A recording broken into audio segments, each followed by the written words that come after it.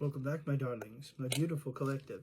So for today's Oracle Tarot Combo, we're going to be using the Voice of the Souls Oracle deck, right?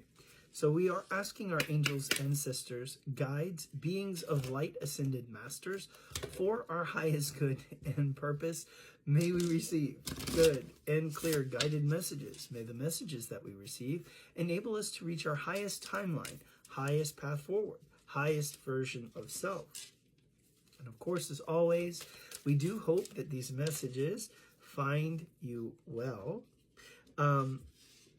Let's also take a moment to remind you that tarot services are available via the link in my bio, should you feel the need to check in on the energy that you find in a collective read such as one of these, or if you'd simply like to go ahead and explore the energy that is very specific to your own unique set of circumstances. You can always book with me via the link in my bio, and we can explore those energies together. That being said, let's return our attention and focus back to the Oracle. Pardon me. Back to the Oracle where we received the messages from Spirit already in progress. Interesting. Very interesting indeed. Okay, let us start. The first card coming out for us, if you are tracking numerology, the number 3, but love. This is the message of love, right? Number 39, free message. In a way, I feel like it's not so much that the message is going to cost you anything, but I feel like it's impulsive, right? Very much like the third 3-card tarot read for today. Might want to check that out. Might have some significance. Message of guidance, number 36. I feel like the person who's going to be sending the message is guided to do so. Education, regrets, number 12, and number 23. I feel like your person has been receiving an education, has learned that they do regret some of the energy that they've been in, things that they may have done. I feel like for the Divine Feminine now, number 7, that the Divine Feminine is just finally at a state of detachment and peace, calm, okay? Number 10, communication. I feel like they're finally at a place where they're just simply allowing Spirit to bring forth the message. No longer sitting in an energy of expectation, but rather acceptance. Reproach, 25. I feel like this is more along the lines of the energy for the Divine Masculine, the partner in this relationship. I feel like they fully expect to be reproached by the Divine Feminine. Why did you take so long? What have you been doing?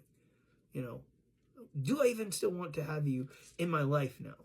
I feel like this is what the Divine Masculine is expecting to find, and probably why they have decided to, stay away. I feel like anger, too, in as much as they would be reproached. I feel like number 9, anger, that they're expecting to encounter an angry Divine Feminine. And by all rights, ought she not be angry or upset with how she's been treated? And I say she, keep in mind, you can be a different energy than you are gender. I feel like the Divine Feminine has every right to be reproachful and angry, right? But in as much as they have the right to do so, their spirituality, their calm demeanor, what they have been cultivating all of this time is telling them to choose differently. Rather than to choose to meet the Divine Masculine with the same disdain and or arrogance in some cases as the Divine Masculine has met the Divine Feminine. I feel like their surrender to spirituality has allowed them to elevate beyond this. Now, does it mean that every divine feminine is going to accept her masculine? No. For some, the journey has ended, because they have decided to choose themselves, and in doing so, they are not looking back, and they are choosing a different path. But for others, for many, I believe in the collective, there is the choice to come together. But it will take time. There's much that has to be healed together. I feel like this message has definitely been brought to you by Source, number 31. And the number 5, change. But it does say soon, right? 5s are symbolic of change. I feel like there's change, 555 on the timer, that is happening soon. The energy at the bottom of the deck. This has been and is number 34, a message of love. Interesting too, 3, the number of the Empress in the tarot, and 4, the number of the Emperor in the tarot. A love message indeed. Let's turn our attention and focus now to the tarot. We're going to be using the Star Tarot deck for our journey. We're asking our angels, ancestors, guides, beings of light, ascended masters for our highest good and purpose. May we receive good and clear guided messages. May the messages that we receive enable us to reach our highest timeline, highest path forward, highest version of self. So, what is it that we need to know for today's tarot journey? Okay, so we have a good bit popping out. Let's take all of these and let's do that. If we need more, we know where we can find more. So there were a couple of cards that popped out first face up. Let's take those and let's see where we go. So the 2 cards coming out first, the 5 of Cups and the World card. As I picked up this card, the first thing that I see, these 2 cups in the upright behind the figure. So this is the card of crying over spilled milk. This is the card of disappointment and regret. But what they do not see in the background is the rainbow, the butterflies, the 2 cups. All you see is the regret, the loss. Brighter days are ahead. The rainbow is a symbol of the covenant, the promise that Spirit has for you. The butterflies are a symbol of change and metamorphosis, growth, scorpionic energy, transition, the old having to die so that way the new can be reborn. The World card tells us that this cycle of disappointment and regret has ended. Also, butterflies there too. A tree roots the world. Something new is being birthed.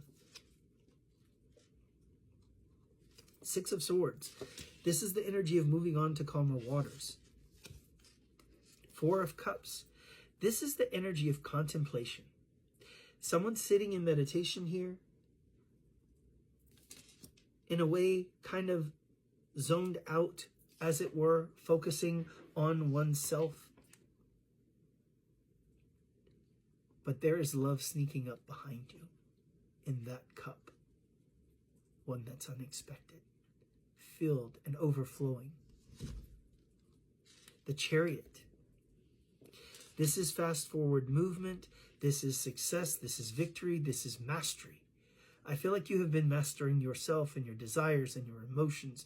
You have been elevating. You have been expanding. You have been growing. You have been ascending. Judgment. You have been receiving clarity. Again, a nod to the old that is ended and the new that is poised to begin. The High Priestess. The Moon card. The spider web. something shrouded in mystery, something almost invisible, like the web of a spider. Mysterious. The Tower, shocking and sudden change and revelation. Someone, I feel, might be getting some kind of clarity by waking up from a dream. And the Hanged One, the Hanged Man energy. This is a change in thought. This is a paradigm shift. This is acceptance, release. I feel like someone's waking up spiritually and is now ready to accept their path forward. The Hierophant, I feel like they are being guided by the divine towards a higher path and purpose, evolving, growing, expanding, leveling up. And just as they are, they're calling in a love connection. Those 5 of Cups that led to disappointment are now reduced to 2 cups. Happiness, fulfillment, balance, harmony, equality. 7 of Pentacles. I feel like this energy is growing.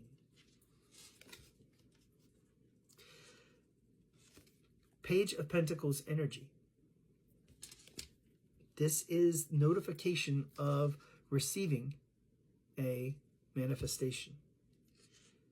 I feel like with the Queen of Swords energy, this is coming to a divine feminine energy who's going to look at this and say, is this too good to be true? Can I accept this? Am I ready? Or is this another test? The Lovers. This is true love. This is either a soulmate or a twin flame connection. 7 of Cups. This is something that has been desired, fantasized, dreamt of, wishful thinking, trying to explore any and every way possible to achieve this. Temperance. This is something that has taken a long time to come in. And there is heavy rainbow energy here. So this may be an LGBTQ plus reading as well. 2 of Pentacles energy. There is an energy of balance, harmony being restored. Coming out in such proximity to the Temperance card, this is a major shift. All is being set right. And here comes the Sun. The happiest card in the tarot. Brighter days ahead. Bliss, joy, unparalleled and unforgettable happy days. Understand that 7 of Swords. 7 of Swords is sneaky energy, mischievousness, but I really feel like this has been the divine orchestrating every single painstaking move. Every single chess piece has to be in the exact position. It has taken the time required in order to set everything right. 2 of Swords. Now comes the hard part. Now comes the decision. 3 of Cups. A long anticipated reunion at last comes. The Empress. Divine feminine energy. Someone is making a decision or has made a decision to reunite with their Empress. It is a King of Pentacles energy, masculine earth sign, someone who's probably been also a hell of a stubborn character, not wanting to move forward. Someone who may have been focused on their finances. Someone who has taken the time, a lot of time rather, taken a considerable amount of time to level up. But 10 of Swords. Someone that also has probably taken this Empress a long time to release.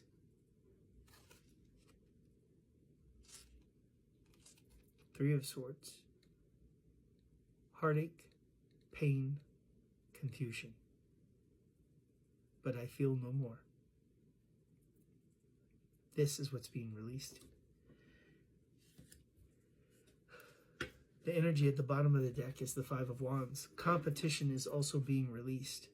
I feel like this is very significant, this specific message, as we approach the full moon on September 2nd.